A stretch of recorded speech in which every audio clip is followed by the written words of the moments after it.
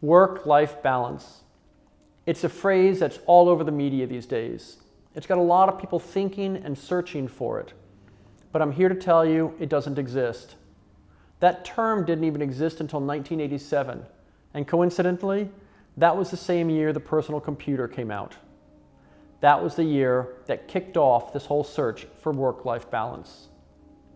In 1987, when the personal computer came out, the wall that used to exist between work and life suddenly disappeared.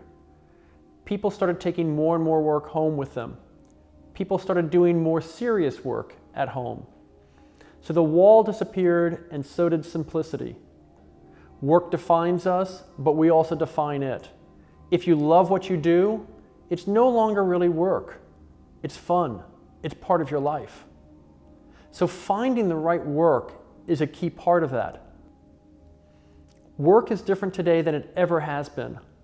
You see, work is not just about making money. It's where we go to socialize. It's where we find friends. It's where we define ourselves. When we work for a company that we're proud of ourselves.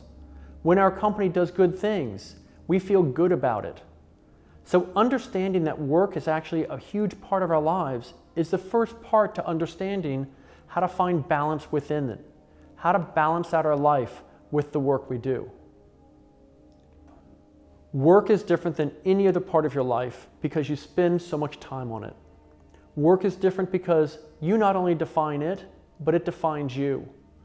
And so understanding that work is a part of your life is the first step to finding the balance between work and your life. Not looking at it as separate from your life, but as an integral part of it. Today, work is much more than a salary. We spend more time at the office or wherever your workplace is than anywhere else. You make friends there, you know people there, you get value from work, you have fun times at work and not so fun times. In many ways, work has become a new family, an extended family. And we need to recognize that because it's far too easy to look at work just for the bad things that come out of it rather than all the good. We need to recognize that work is truly part of our life these days. It's not something separate.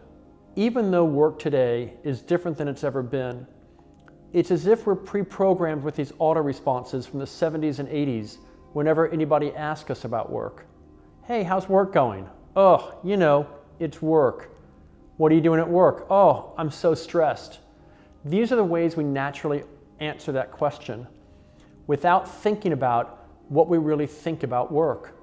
We get a huge amount of value from it, a huge amount of appreciation from it. We get a huge amount of happiness from work, from the people, from the things we do, from the environment and the culture that we're in. We need to remind ourselves of that. We need to remember that work is more than just a salary or a paycheck. It's actually part of our life. So often, when we say we hate work, when we have a problem with work, it's really only one small element of work that we don't like. It may be a person. It may be the tone a client used. It may be one particular issue. But rarely is it work as a whole. Rarely is it that 360-degree work idea that you hate. So it's important to us to remember we need to compartmentalize. We need to get specific. What is the issue that we actually don't like about work? What is the one thing that's making us unhappy? Once we identify that, then we can identify the problem that we're having. And with that comes balance and happiness.